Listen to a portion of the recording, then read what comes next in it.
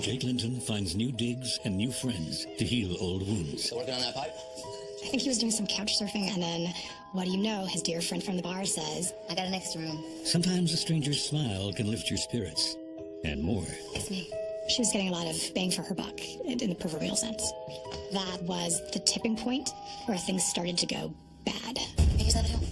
Thanks. There was so many people, from under my understanding, in and out of the house. The hell, man? Don't push me, man. It was just like conflict all the time. Conflicts that lead to a brutal ending. It seemed unlikely that this was a random act of violence. When death comes knocking, no one is safe.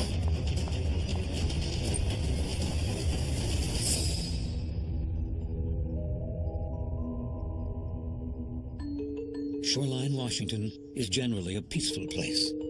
It's a suburb of Seattle, right outside of Seattle in the North End.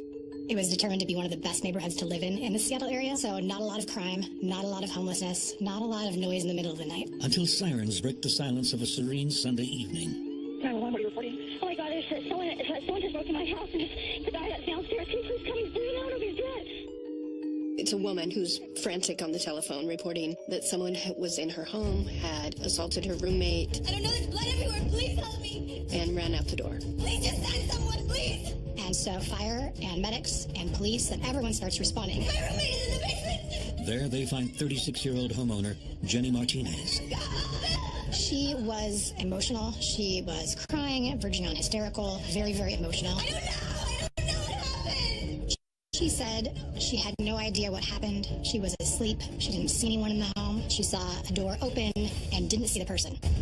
She instructed him to go to the basement. They saw the victim lying on the couch, covered in blood.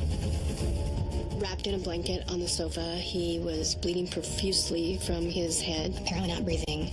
Blunt force trauma to the head. Blood everywhere.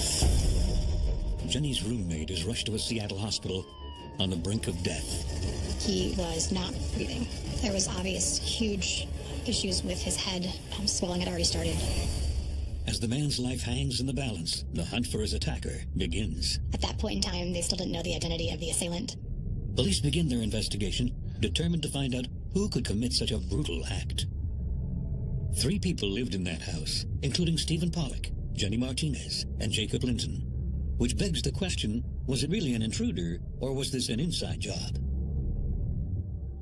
Back in the spring of 2008, 29-year-old Jacob Linton wasn't even living in the Shoreline house. Yeah, baby. He's just getting settled in Seattle with his fiancée, Melinda Harris. Melinda and Jake were together for 7 years, and they had a lot of ups and downs, so they decided to move to Seattle.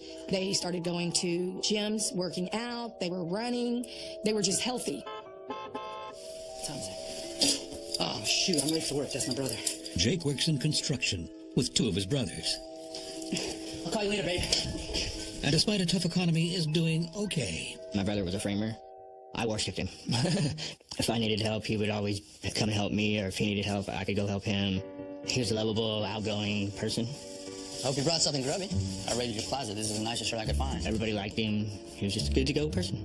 Jake is good-looking and charismatic. Jake was very particular about his appearance. Everything was ironed. I've seen him iron a hoodie. He liked his jewelry. He's a very nice-looking man. Young man. Very conceited. His charm makes it easy for him to make new friends. Whoa! What's going on, man?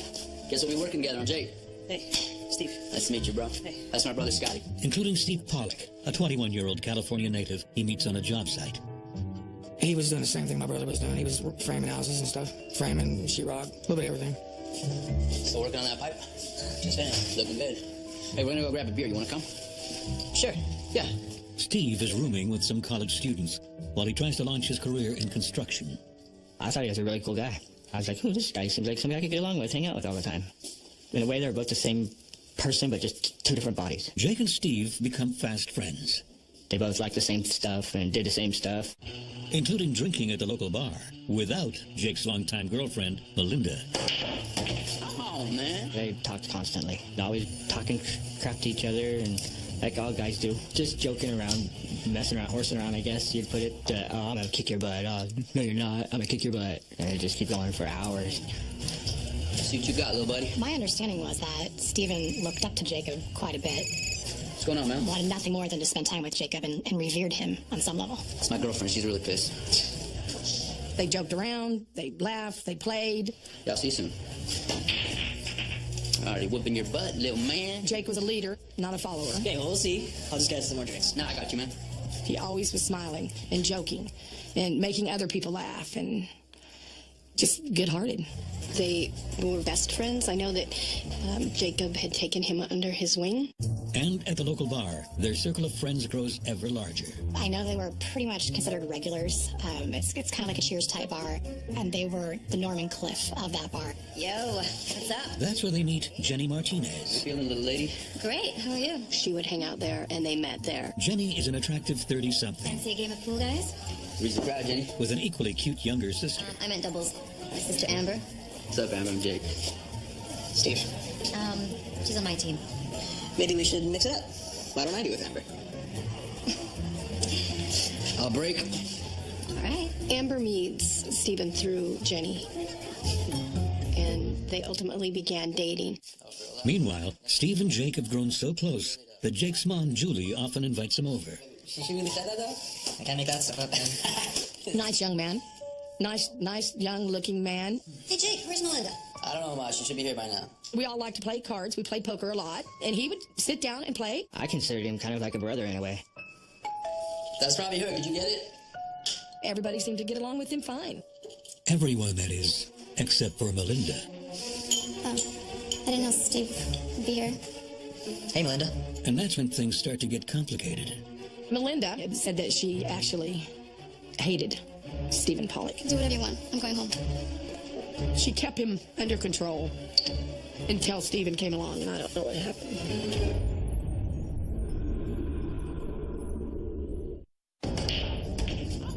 30-year-old Jake Linton's fallen in with a new crowd. Already whooping your butt, little man. Steve Pollock and Jenny Martinez. But his fiancée, Melinda, doesn't like it. Oh, I didn't know Steve would be here.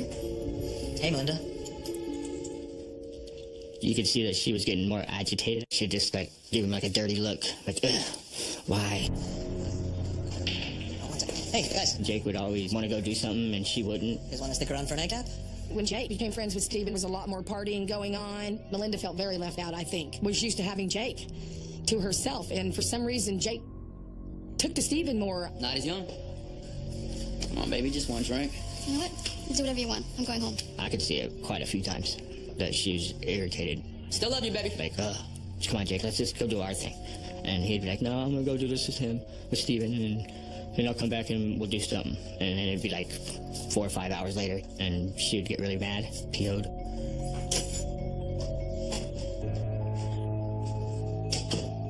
You still up, baby? I think that Melinda believed that Steve was a bad influence on Jake. She was totally not supportive of the lifestyle changes he was making, of him going to the bars, of him drinking and being out at all hours. Finally, enough's enough. Why you gotta be like that? Jake, you're always with Steve. I really hate that guy. He's my friend. We have fun together. What's the problem? There's a bombshell. She just dumped him. I'm done. Tomorrow you're leaving. After 7 years together, Melinda breaks off their engagement, at least until Jake turns his life around. I know she broke up with him because she wanted him to quit drinking, and he wouldn't. He was pretty devastated because, I mean, he wanted to have kids with her and get married to her. And, I mean, she loved my family loved her. And so he was pretty devastated when it happened. Broken-hearted, Jake couch surfs with friends. Yeah, straight up. Where are you going? You know. No way. It happened. Yeah. You got kicked out. Something like that. I'm sorry. It's all good. No, I got it. Put on my tab, please. Until Jenny offers a much more comfortable landing pad. I got an extra room. You for real? I think he was looking for something slightly more permanent, and then, what do you know, his dear friend from the bar says, it just so happens I might have room for you.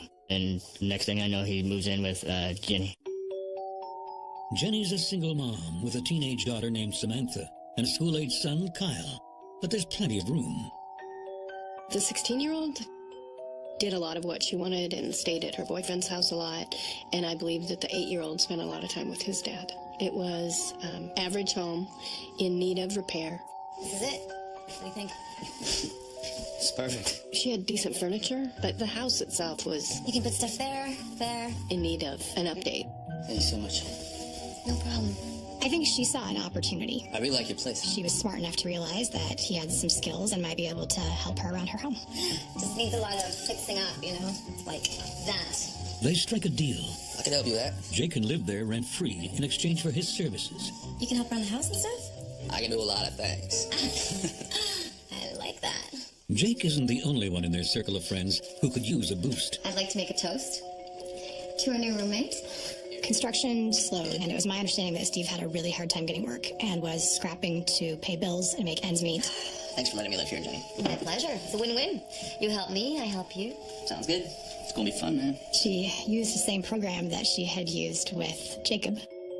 At that point in time, we have both Jake and Steve and Jenny and her 2 kids, and oftentimes the daughter's boyfriend staying over at the house. So it is a full house. A full house and not enough rooms to go around. You have your choice of beds. My kids are not home often, so let's just say you won't be spending every night on the sofa. Cool.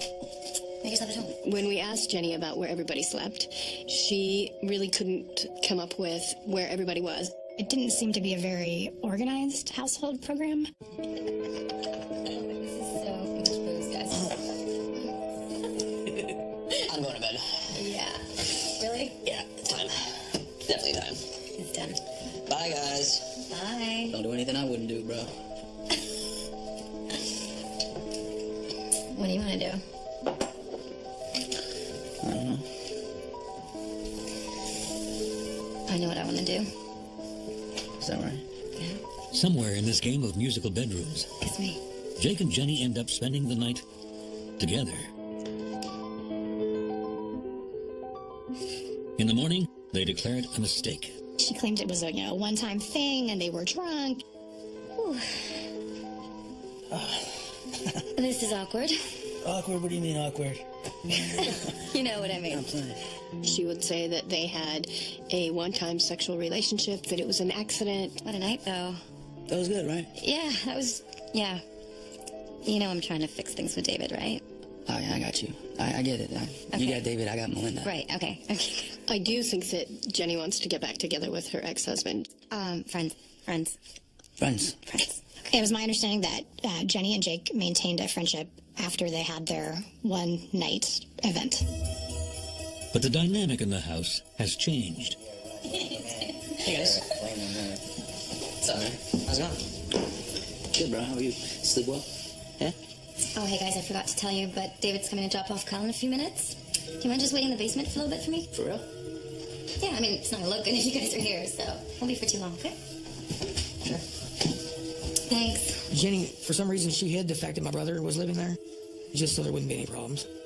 The only thing I can think is maybe it's a jealousy issue. Jenny, she more than once said, oh, I don't want him to know that Jacob and Stephen are living here. I want to be back with him. I would imagine there was either spousal support or child support involved. They never went through the courts with their breakup, and he was probably just giving her a certain amount of cash each month. And if her spouse knew that she had roommates and potentially money coming into the house, he might give her less money. What did you do? Tell.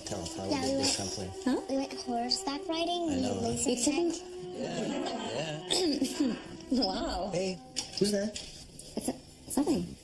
It might be Mom's roommate. You're funny. Hey, you know, you have to go get ready. Because we're going somewhere really cool right now. Hey? Let's go. David suspects Jenny is hiding something. Or someone. Who's your roommate? The TV's on downstairs. You know what? I think he misses a man around the house. That's what. I would imagine that the 8-year-old son would tell him who's always in the house. And this crowded house will soon turn lethal. She was getting a lot of bang for her buck in the proverbial sense. Hanging out with Jenny ultimately took him down this fatal road. Wake up, man. You gotta clean up. Come on. To our new roommate. Jenny Martinez offers Jake Linton and Steve Pollock a place to live rent-free. Cool. Make yourself at home. In exchange for some renovation help. Jenny was able to get both men to do far more in terms of the work that they were doing on the house than might have been equatable to the rent they would have paid. I got it from here. So she was getting a lot of bang for her buck in the proverbial sense. What's up, man? Hey, guys. Steve's been dating Jenny's sister, Amber, but that relationship ends abruptly. What's wrong, dude? Amber's pregnant. Congratulations, brother. I told you had it. It's not mine. Amber breaks up with Steve because Amber's boyfriend is released from prison. And Amber is pregnant now with her ex-boyfriend's baby. Oh, snap. Jake tries to make light of the situation. Man, I told you she had that bad boy fever, dog. It's not funny, Jake. Yo, you need to step up your game, choir boy. I said that's not funny, Jake. You guys are jerk, man. Yo, I'm just playing, Steve. Jake was the joker. I was playing, dog. Jake was the fun guy. Jake was everybody's friend and buddy, and he had more fun making Steve be the brunt of the joke than really having that compassionate guy talk about, hey, buddy, things are going to get better. For Jake, things do get better. His ex-girlfriend Melinda, the source of his heartache, is back in the picture. There's the most beautiful lady in the world. I was totally shocked when I looked up and seen Jake, and then the next thing I know, I see Melinda. Oh, I'm so glad to see you. We were hugging, and I thought, oh my gosh, they're working. Maybe they're going to get back together. My mama. My ladies. They stayed late that night, and I do know they stayed together that night. But this new development with the old flame makes things a little awkward. Jake, it's me again. Can you call me back? After Jake slept with Jenny, it was never quite the same. She got feelings for him quite badly. I guess because it'd be possessive with him. You guys have a good night's sleep? Yeah, Mom. You? She would have to know where he was, what time he'd be done, when he'd have to be home, and just basically kind of little stuff like that. Hey, where are you? I'm busy. What do you want, Jenny? Can you tell me when you're coming back at least? Stop asking me that all the time. I'll get there when I get there. He didn't like it whatsoever. He straight up was like, it doesn't matter when I'm going to be done. I'll be home when I be home. Jake would come to the house to see us, and he would constantly tell me, Mom, if Jenny calls, I am not here. You haven't seen me. You don't know where I'm at. I am not here. If Jenny sees Melinda as the competition, she's mistaken. After spending the night with him, Melinda rejects Jake for good. I don't know what to do, Mom. I'm so messed up. At a certain point, she was just done with him. He would call me, crying, very depressed, because he missed her so much. Jenny! Steve?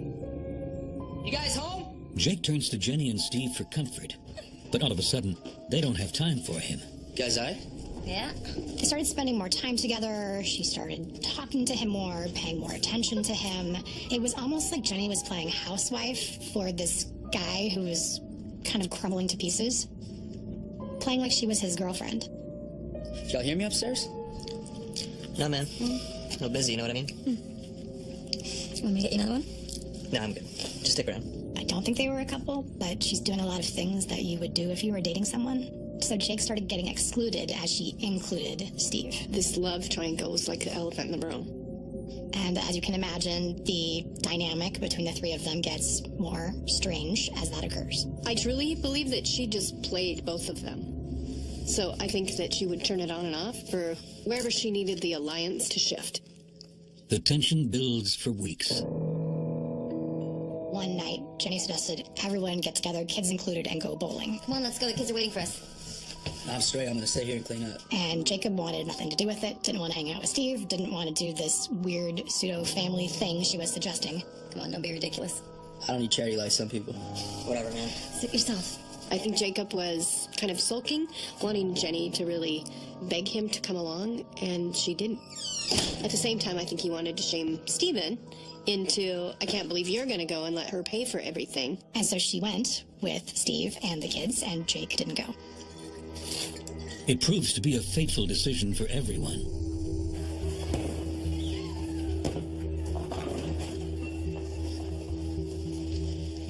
You're a pretty good shot. Oh, thanks. You know, I'm glad Jake didn't come. Why? You know, he's just using you. You think? Yeah, your house, your generosity. I mean, you are generous. With everything. And you're pretty cute. Thanks. Come here. Steve and Jenny were kissing at the bowling alley. I don't think he had the foresight to see the dynamic was going to become more and more of a problem. There was jealousy, there was a love triangle, there was weirdness, there was tension in the household. None of it really makes a lot of logical sense to me. Tensions are still high when the gang gets home that night. Jacob stays home and is supposedly going to clean up, but Jacob stays home and drinks. Jenny is expecting to come home to a clean house. Instead, she finds broken glass, blood, and vomit. Are you kidding me? Jake! Jacob had broken a wine glass and He's wasted. had cut himself. Wake him up. Dude, wake up, man. Dude, wake up! Wake up, man. You gotta clean up. Come on. Watch the glass. I did hear that him and Steve got into an argument. Dude, wake up! Come on! Talk to me, bro! In the course of the fight, it turned into actual physical kind of altercation, and tempers really flared up, and yelling occurred, and voices were raised. What the hell, man? Don't push me, man! Okay, that's enough. I'm out of here! You think you're the man of the house? Steve! What did you do? To the point that finally, Steve says, I'm leaving the house, I'm out of here, I'm moving my stuff, and I'm leaving the state. And the next morning, Jake has had enough too. We didn't talk on the phone a lot, and he called me in Dallas and talked about moving to Texas. He seemed like he was ready to start something new and to leave. I need to get out of this place. There's nothing for me here. And we ended our conversation. He was going to go take a nap, and he was going to call me back later. Say what's up to Billy for me, okay? Yeah, I'll hit you up later. Bye. But neither man gets the opportunity to break free. Later that day, Jenny makes a desperate call for help. I don't know, there's blood everywhere. Please help me. There was a hole in his skull. The first responding deputies initially thought maybe he was a victim of a gunshot wound. But the weapon is not a gun. First responders found in short order a large wooden table leg, which they believed was the instrument used to inflict the harm. An unlikely weapon for an intruder. No one knows what's going on. Jenny had more versions of this story than I have suits in my closet.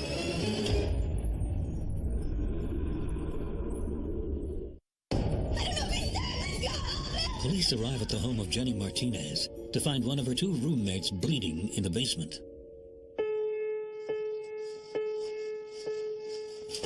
His name is Jake. Jake Linton. Jake is barely hanging on. You can see literally a hole in his forehead. He was put on life support, assisted breathing, the whole 9 yards, in a desperate attempt to save his life. Jake's family is called in. I got the phone call, and I had no idea what happened. When you go in and you see your child laying there, you don't really think about how it happened or who did it. I don't know if it's because the damage was so bad to him. His face was black and blue. They'd stitched him up. He was on so many monitors. I mean, I knew it was him. But it wasn't my sweet Jake. I instantly broke down in tears. I went out and I ended up punching a wall. I was angry, very upset, and hurt. And then I was trying to be strong for my mom and my dad and everybody that was there.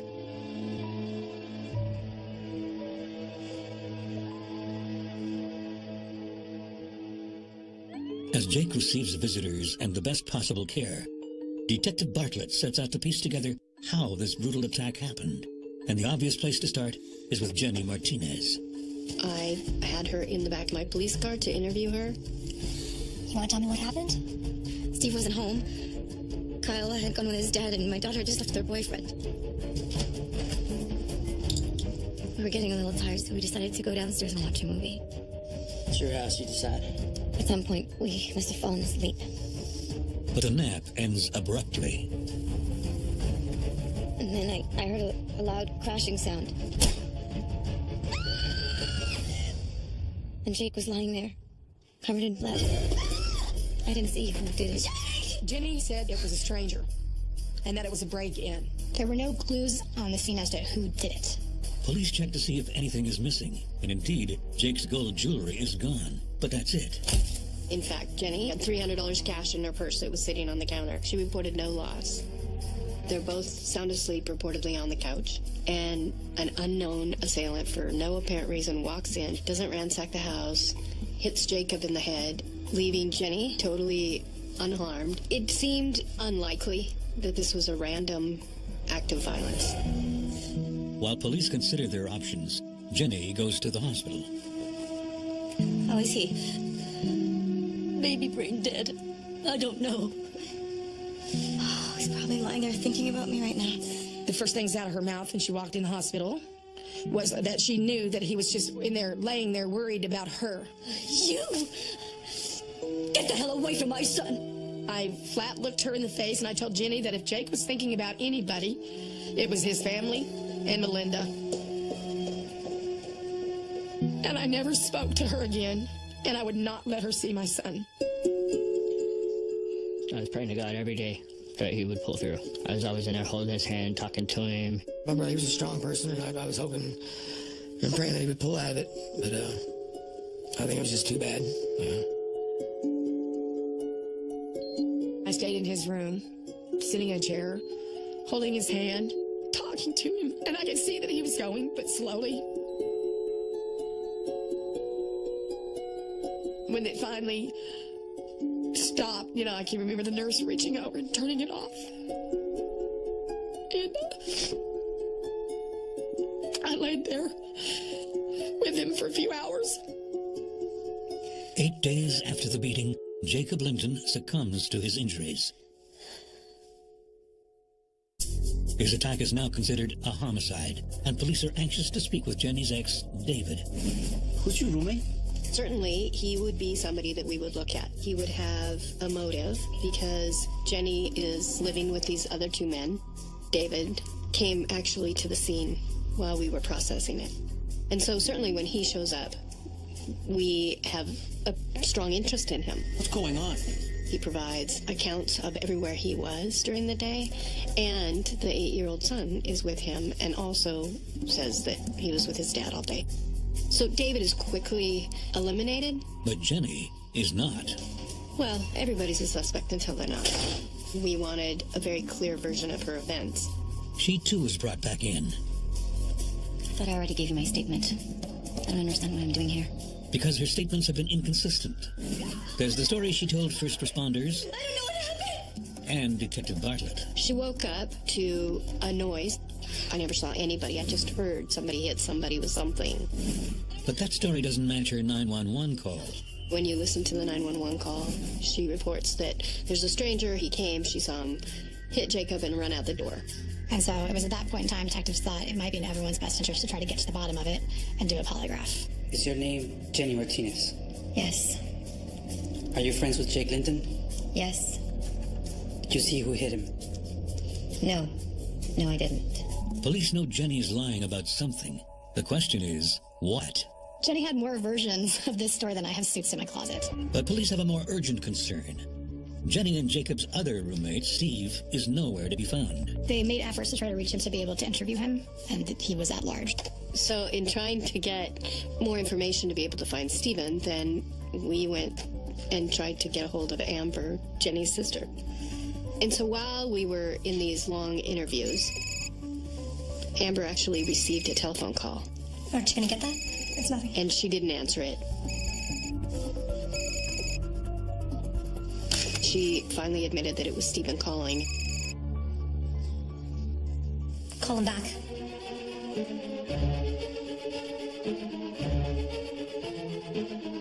Hey, it's Amber. Sorry, my ringer was off. Call me back.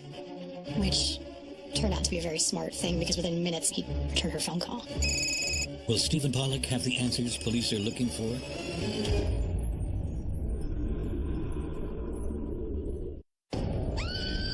Jacob Linton is beaten to death while he's napping next to his roommate, Jenny Martinez. His other roommate, Steve Pollock, is missing. Until police convince Steve's ex-girlfriend, Jenny's sister Amber, to get him to call her. One of the detectives was able to hear their conversation. And she basically kind of said, what's going on? What are you doing? What happened? Look, I need to talk to you about what happened. What happened? With Jake. What do you mean? Look, it was him or me. I had no choice. Where are you? I can't tell you. Am I on speaker? I gotta go. Steve is in trouble, and police still can't find him. You lied. Then, faced with her polygraph results, Jenny admits to knowing it was Steve all along. What happened was that Steve came home to borrow Jake's keys because my daughter had taken his. As he was looking for the keys, I guess he saw Jake and me sleeping in his room.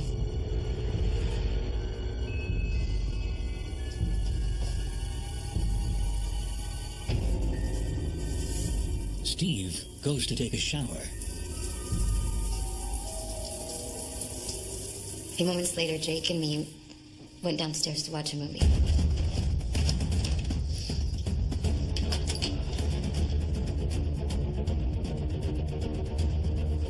And eventually fell asleep.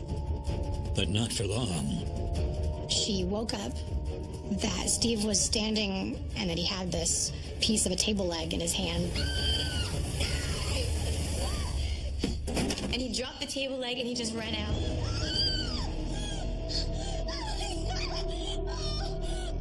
A warrant is issued for Stephen Pollock's arrest. The very next day, he makes a surprising move. Hello? There's a warrant out for my arrest. He turns himself in. My name is Stephen Pollock. I'd like to speak to my lawyer. He's been hiding out in California. I think he realized that it was going to catch up with him and that it was a matter of time. But he doesn't confess to murder. He says he killed Jake in self-defense. Look, I went into the basement to grab my keys. What are you doing? Relax, man. I'm just looking for my keys. Man. I'm just looking for my keys, man. Jake was there. He was pissed. Don't touch my stuff, man. Hey, relax. I'm just looking for my keys. I'm tired of your crap, man. He just lunged at me. I mean, he's much bigger than me, so I found the first thing I could grab and I hit him. What are you doing, bro? Once. And then I just left. I was scared. That's what happened. As Steve indicated in his phone call to his ex-girlfriend, it was either him or me. He started coming at me. Police and prosecutors find it suspicious that Steve happened to find a table leg so readily. The whole table leg was odd, just in and of itself. It just didn't make sense. It also strikes them as unlikely Jake would just wake up and attack. Jake didn't have any defensive wounds on his hands. Jake would not have let someone hit him and not fought back unless he was asleep and he didn't know it was coming. Steven's a small guy. Looking for my keys, man. Literally, Jacob could have picked him up and thrown him across the room. And we had blood spatter on the sofa. So there's no doubt in my mind that he was fully aware of what he did. Instead, they believe a different scenario likely played out. Over time, Steve's getting more and more attention from Jenny. Yet, despite that, he's still jealous of Jacob, the bigger, better-looking, more social guy. I think he just obsessed about it. You need to step up your game, choir boy. I said that's not funny, Jake. It consumed him. I think Stephen believed that he and Jenny were going to be in a relationship together. He had been out with Jenny the night before. They had been kissing. When he comes home to find Jenny and Jake quietly napping together, he loses it. They're downstairs, they're together, the TV's on, and I think he just became enraged.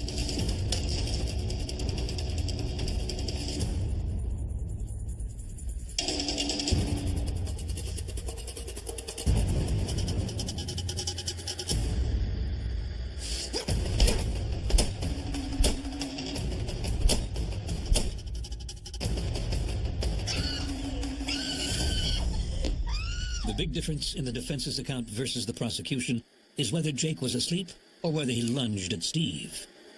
It was unclear whether or not he had started to get up and there was a confrontation, or in fact, he was lying on his back and the attack was unprovoked. Problem is, the crime scene was compromised. The focus was getting him out. He was reportedly wrapped in a blanket, which they took off of him. Different people remember the location of the blanket differently. Without the benefit of knowing the blanket's placement, the prosecution is at a loss. The whole concept for Stephen's defense was that he was small and that this would be David versus Goliath. To this day, my gut instinct tells me it was a fit of rage. But could I prove that to a jury beyond a reasonable doubt? No, I mean, that's why we had to resolve the case.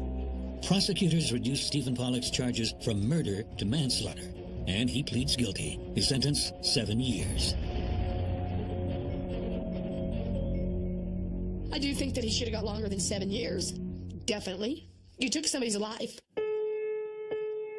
I hope he regrets it for the rest of his life, which I'm sure he will. That regret is nothing compared to the loss of Jake himself. It hurt very, very bad. It still does to this day. I miss him to death. He was a lovable brother. I mean, he'd do anything for you. If he had it, he'd give it to you. No matter if he didn't have it no more or not, he'd give it to you. He's missed a lot. I mean, there's not a day that goes by I don't think about him. It's like a part of you goes. It's like a part of your heart's gone.